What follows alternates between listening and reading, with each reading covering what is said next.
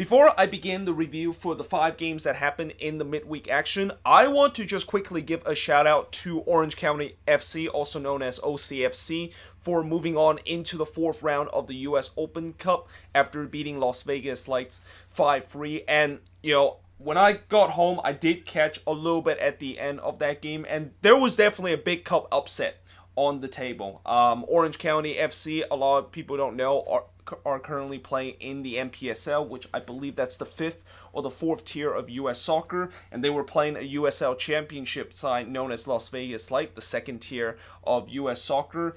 And Orange County, I heard that they blew a 3-1 lead and that Las Vegas Lights was able to come back from that game.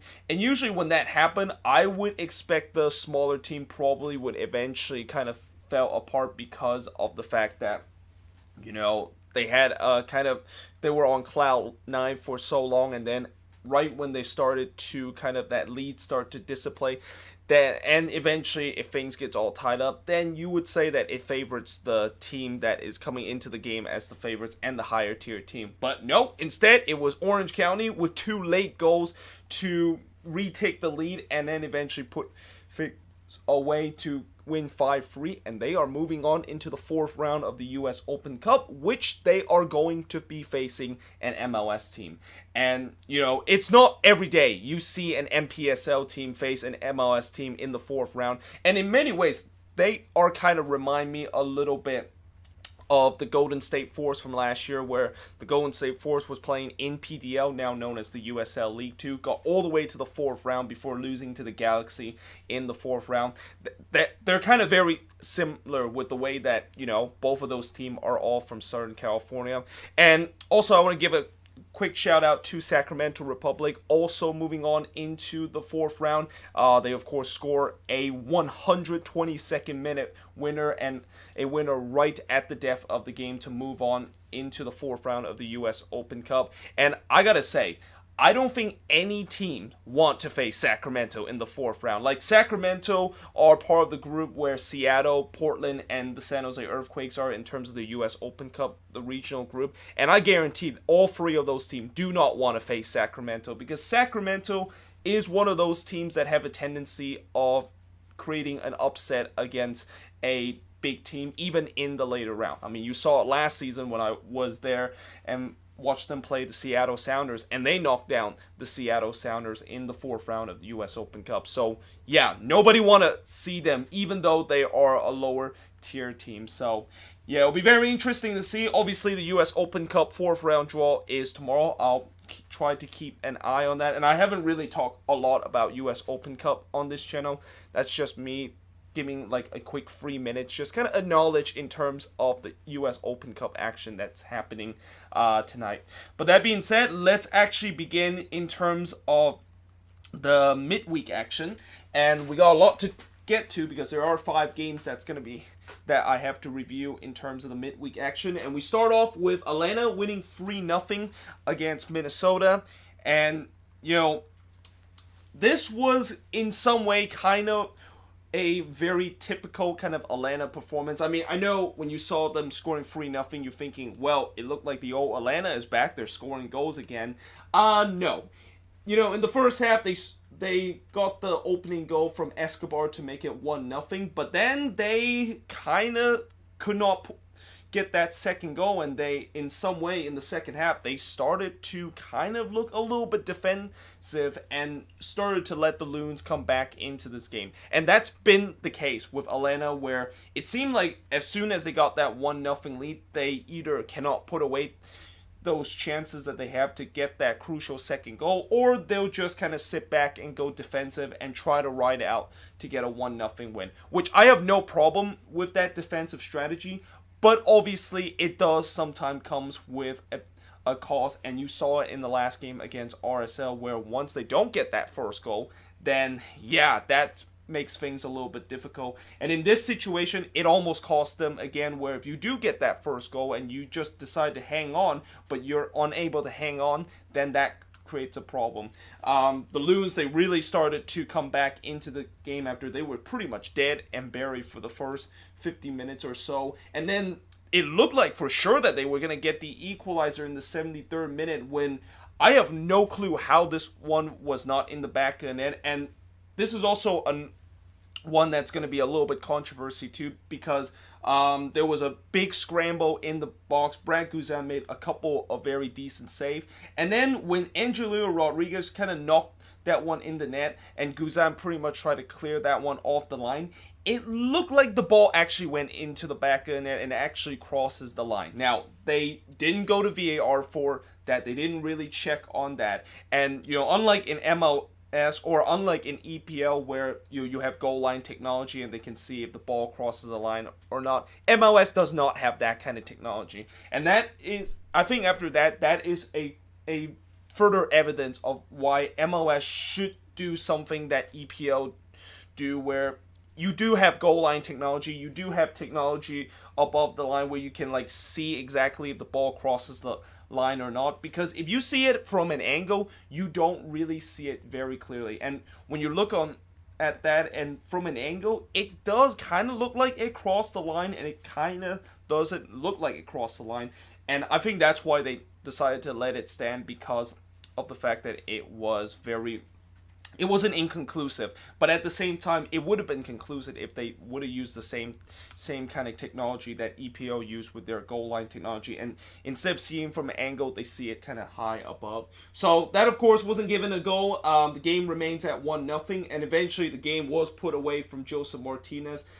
From Gresso to make it 2-0. Then Joseph Martinez add a second and add a third for Atlanta United after just a poor mistake from Iko Opara. And that it's not very often you use the word poor mistake and it associate with Iko Opara, who is one of the best defender in MLS. But he basically mishandled a back pass. Martinez basically pounced on that, and he was one-on-one with the keeper, easily put it away. And to be fair, Martinez, even though he got a brace in that game, he had a lot of opportunity to score before he got those 2 goals. He could have easily had a hat trick in this game. But in the end, Atlanta was able to cruise to a 3-0 win, and in terms of the shots, 15 shots compared to 11 that Minnesota has, 8 shots on goal compared to 3 that Minnesota has, 4 shots off target compared to 5 that Minnesota has. Both team has 3 shots that was blocked, and both team have 50% possession. So for Atlanta, it's a good victory for them. They take advantage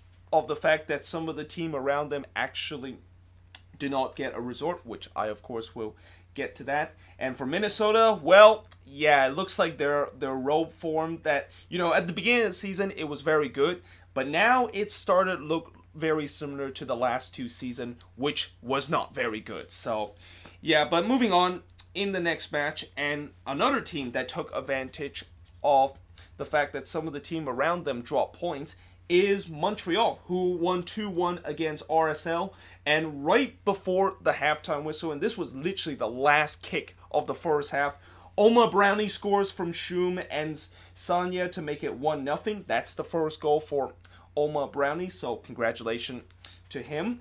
And then in the second half, Montreal had they won a penalty which Taidia was able to put away to give Montreal a 2-0 lead. But then RSL started to kind of come back in the game and started to fret Montreal a little bit, and I guess the Impact kind of took the foot off the gas a little bit, because in the 84th minute, Sam Johnson scores from Krylak and Holt to make it 2-1, and it set up a very nervy last 6 minutes for the Impact, and RSL was really throwing everything at the kitchen sink. Thankfully for Montreal, they were able to survive that late push from RSL, and they snapped their 3-game winless run.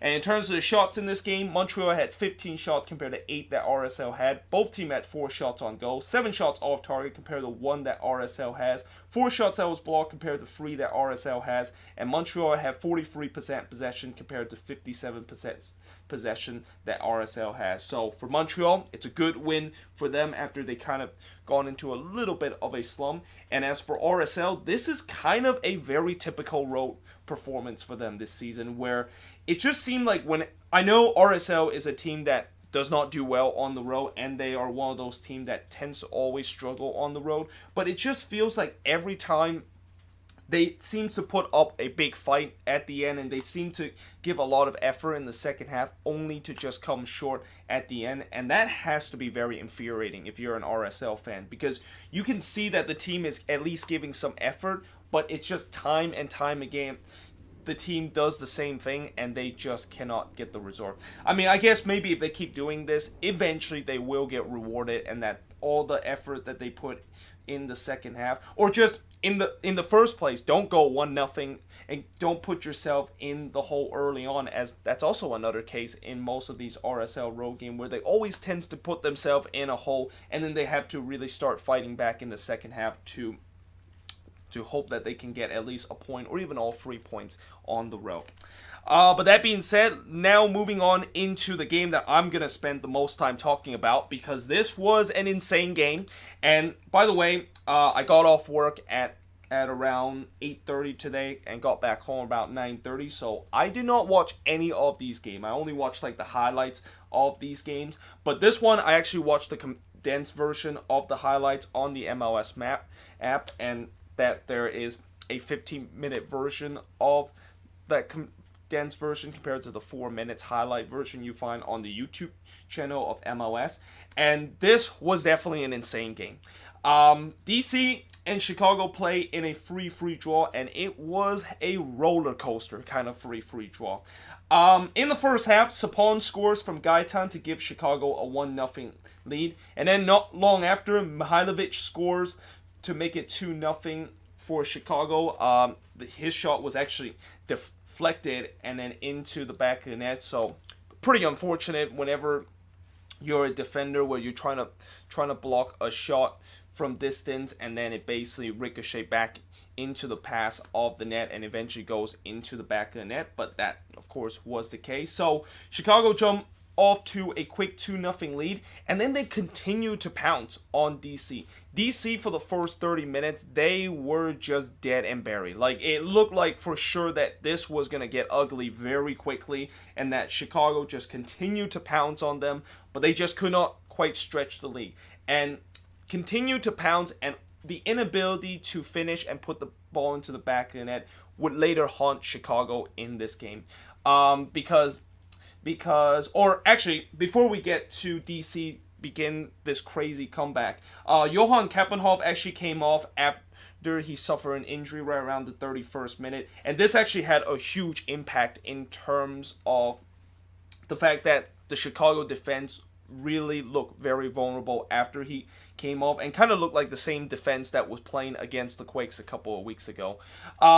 Then DC, of course, started their comeback in the 43rd minute when Segura scores from Jara to make it 2-1 in favor of Chicago. And then it looked like they tied the game right before halftime when Lucas Rodriguez was able to go around the keeper and then put the ball into the back of the net.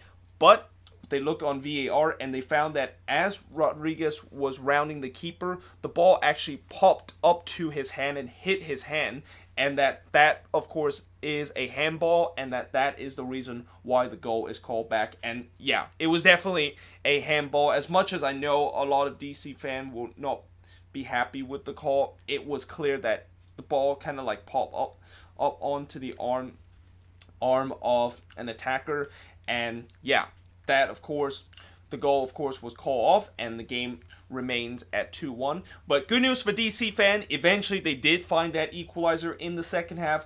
In the 63rd minute, it's Segura again scoring, but this time he was assisted by Wayne Rooney to tie the game up at 2-2. And then it seemed like after when DC tied the game at 2-2, Chicago realized that, yeah, they just blow a 2-0 lead. They do not want to give up another goal where they just do a classic Quakes thing, which is go up 2-0 in the first half, only to lose 3-2 at the end of the game. So they literally pounce on DC, and they did exactly what they did in the first half, where they just absolutely took over the game. They had so many chances of putting the ball into the back of the net, but again, none of them was in the back of the net. And there was also a couple of good saves from Bill Hamid, but still, there was some very awful finishing from the Chicago Fire, just like what happened in the first half, and they just could not find a way to retake the lead. And like what I said about how they were the inability of them not able to stretch a league and able to be clinical, it come back to haunt them. And it did in the 81st minute when Acosta scores from Jara and Briand to make it 3-2 in favor of DC. And then as the clock was winding down, it looked like DC was going to win this one and was going to steal this one away from Chicago. But then in the 92nd minute, Francesco Calvo scores from Schweinsteiger. That's the first goal that Calvo has scored for the Chicago Fire ever since he was traded from Minnesota. And what was interesting about this goal was it looked like, at first, it looked like it was Calvo was in an offside position. And even the MLS soccer website and even every single source says that it was an offside goal and that the goal didn't stand. And then at the end of the game, it just, all the news source and all the MLS sources just said the game ended 3-2, but that was not the case. And at first when I look at it, I was really confused on how did DC won 3-2 when I just watched a minute ago the Chicago able to score that goal and that was not an offside goal. And then eventually they change it later on that, yeah, the game actually did end 3-3 and not 3-2 in favor of DC. And that goal, when you look on the replay, Calvo was clearly onside in that situation. So, yeah, Chicago, of course, they were able to nick one back to salvage a draw in this game. And in terms of the shots in this game, 23 shots compared to 13 that DC had. 11 shots on goal compared to 4 that DC had. 7 shots that was on target for both teams. 5 shots that was blocked compared to 2 that DC had. Possession-wise, 53% possession compared to 47% possession that Chicago has. And I have a feeling, despite the fact that this was a crazy game, and as a neutral, this is definitely a game that I always love to see, where there's a lot of goals and a lot of wild twists, and there's even a late plot twist at the end of the game. But I'm pretty sure both teams are not going to be happy with this result. I mean, for DC, yes, they did overcome a 2-0 deficit in this game and eventually did lead in this game at 1.32. But the fact that you came so close, you were 2 minutes away from able to get all 3 points at Audi Field, and to give up a late goal like that, yeah, that has to be very infuriating, especially at home too. I mean, anytime at home when you give up a late goal to a road team, it just makes it even more infuriating if you do it on the...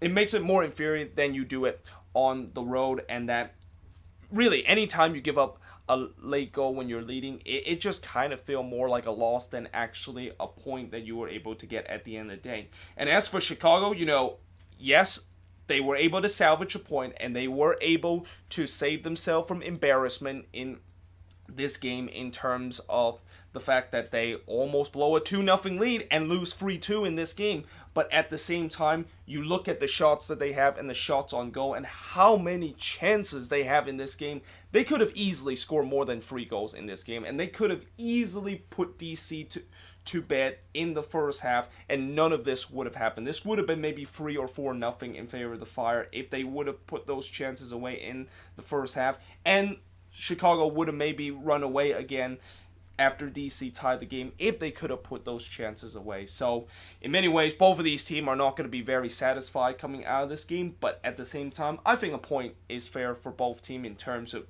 them showing resilience, they're able to fight it out at the end of the day. But with that being said, the good news for DC fan is that they're still at the top of the Eastern Conference, and they can thank the Philadelphia Union for the reason why they are still at the top of the Eastern Conference, because for the Union, their winless run at home continues, and this time they drop points at home to none other than the Colorado Rapids. And I'm actually going to turn off this light because it's kind of glaring the screen a little bit. And coming into this game, I thought maybe the Union, this should be a pretty easy win for the Union. I know the Rapids have been kind of gone in a little bit of a resurgence in the last 2 games, but still, you would think the Union at home, which they've been so good at home, they should be able to win this game. And it looked like that was the case in the first half when Sergio Santos scores from Montero to give a 1-0 lead. And really, at that point, I wasn't thinking of the fact that the Union were not going to win this, but it's just that I'm thinking, how many goals are they going to get against the Rapids? But again, just like it has been for the last 2 games, and really, this game looked very similar to last season, where they just you know how last season I talked about the Union always have chances in game, but they just could not find those clinical finish. It was once again the case in this one, and it's been the case for the last two games. They had tons of shots in this game. They absolutely put a shooting gallery in front of the Colorado net, but only one of them actually went into the back of the net. And as it was the case for Chicago, Philly pays the price for not being clinical in front of goal, because Colorado eventually get the equalizer, and it's Jonathan Lewis scoring the equalizer from Shineshiki and Rubio. That, I believe, is the second goal that Lewis has scored for the Rapids. And I always say that Lewis has been a guy that I feel like a lot of people don't realize this kid actually have talent. Like, when he was with NYCFC, I kind of feel a little bit disappointed with NYCFC, not only to sell him, but just not giving him a chance to play in MLS. This kid clearly has U.S. men's national team kind of quality, but he wasn't giving the minutes, and instead he was exiled to Colorado. And now you can see that he is definitely producing, and that he is definitely looked like could potentially be a U.S. men's national team quality of a player. So that, of course, tied the game at 1-1. And, again, Philly, they continue to put on a shooting gallery in front of the Colorado net, but they just could not find that second goal. And now they are winless in 3 straight home games. In terms of the shots in this game, like I said, with the shot, Philly, they had a ton of shots in this game, 26 to be exact, compared to 14 that Colorado has. 7 shots on goal compared to 2 that the Rapids had. 7 shots on off target compared to 8 that the Rapids had. 12 shots that was blocked compared to 4 that the Rapids had. And Philly had 60% possession compared to 40% possession that Colorado has. And if you're a Union fan, there has to be a lot of concern with this team, because, this you would think this should definitely be a win. And after what has happened in the last couple of weeks, where things are kind of starting to go sour again for this Union team after they got off to a good run, now you drop points to a Rapids team that is at the bottom of the Western Conference, and really at the bottom of MLS right now. That is definitely not a good look for them. And they're very fortunate, the fact that they're in the Eastern Conference right now. The East this year, my God, it is just a dumpster fire right now what the Eastern Conference is. Like, the fact that there is actually 4 teams in the Western Conference have a better points per game ratio than the top team in the Eastern Conference, and all the team in the Eastern Conference says it all. The fact that the East is just become a pretty big dumpster fire, and that no one really looked good at all in the Eastern Conference, and no one really deserved to be at the top of the Eastern Conference. Like, DC might be at the top of the Eastern Conference, but they by no means play like they are the top team in the Eastern Conference and look like one of the best team in the Eastern Conference. So yeah, the Union, they're fortunate that they're in the East right now. Other than that, if they were in the West, yeah, they probably will not even crack the top 4 of the Western Conference right now. But that being said, let's move on into the last game of this week. And speaking of Western Conference, we had a Western Conference matchup to wrap things up. And one more thing to talk about the Union versus the Rapids. This game, there was actually an hour of a rain delay. So this game actually finished right about the end of the SKC versus Galaxy game, which kicks off an hour later than this game. But since this game had an hour of a rain delay, it almost finished right around the same time as this one. Talking about this game between SKC and the Galaxy, well, the Galaxy, they won again on the road, and that now they got back-to-back road wins after that miserable winless or losing streak that they were on, and they were able to beat SKC 2-0 in this game. And you know what? One thing that was interesting in this game was that before the beginning of this game, SKC fans actually booed the living hell out of Zlatan when his name was announced. And I understand that Zlatan, there are some people that like him, but there are also some MLS fans that just cannot stand Zlatan, and that his ego is just kind of become one of the most hated, if not the most hated player right now in MLS. But there's also an old saying where if you decided to poke the Lions, then you are definitely there's going to be consequences if you decided to poke the Lions. And in this case, SKC found that out, and they found that out the hard way.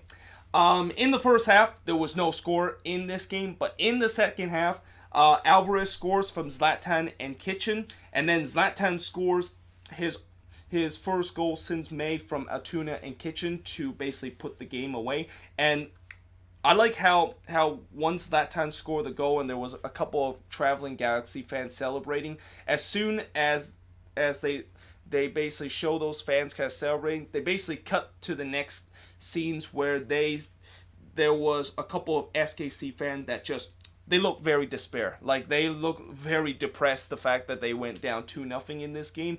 And as much as I kind of feel bad for them, this is what you get for decided to poke the Lions. When you decided to talk trash to Zlatan and you decided to kind of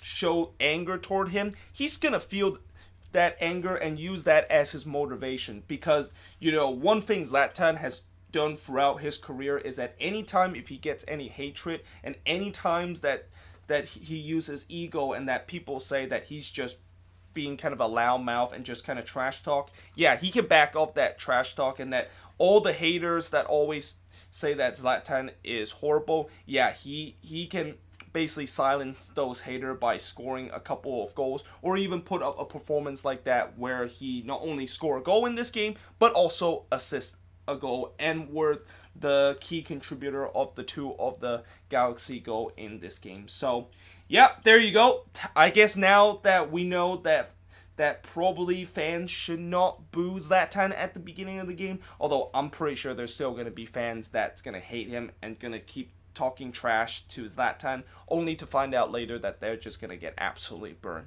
Now, in terms of shots in this game, SKC had 18 shots compared to 9 that the Galaxy had. Both teams had 5 shots on goal. 9 shots off target compared to 2 that the Galaxy had. 4 shots that was blocked compared to 2 that the Galaxy had. And the Galaxy had 35% percentage... 35% possession compared to 65% possession there compared to SKC. So yeah, for the Galaxy, I mean, I don't want to say that they're really back because of the fact that they finally got Zlatan back, and I guess if Zlatan is back with this team, yeah, obviously good thing is going to be happening with this Galaxy team, and Zlatan is going to find a way to carry this Galaxy team and carry them to relevance and also being one of the top team in the Western Conference. And as for SKC, well, I have a feeling they probably suffered the same trap that the Red Bulls did last week, where they were coming off of an emotional high victory with the Red Bulls coming off of that emotional victory against Atlanta. Same thing with SKC coming off that emotional victory against Seattle. And in the very next game, they have a letdown. And unlike the Red Bulls game, where they of course drew 2-2 against Vancouver in that midweek game, SKC didn't actually get a point at home in this game. And I think this is the third or second loss that SKC have lost at home. And I'll tell you what, Children Mercy Park, it's safe to say that that place is no longer a fortress. I mean, this Children Mercy Park used to be the hardest place to get points, but this season, that is not the case. This season, it feels like it's pretty easy to get points against SKC. And a lot of that has to do with the fact that SKC is still, they're starting to get a little bit healthier, but some of those guys that just came back from injury, they're not really 100% fit. So, yeah, I as much as I know SKC fans are absolutely panicking with the way that this team is going, I think that this team would eventually make the playoffs. And I think they're going to have a second half resurgence where once they get most of those guys healthy and once they get pretty much their best starting 11 back healthy, then yeah, they should be an unbeatable team and look like one of the best team in MLS right now.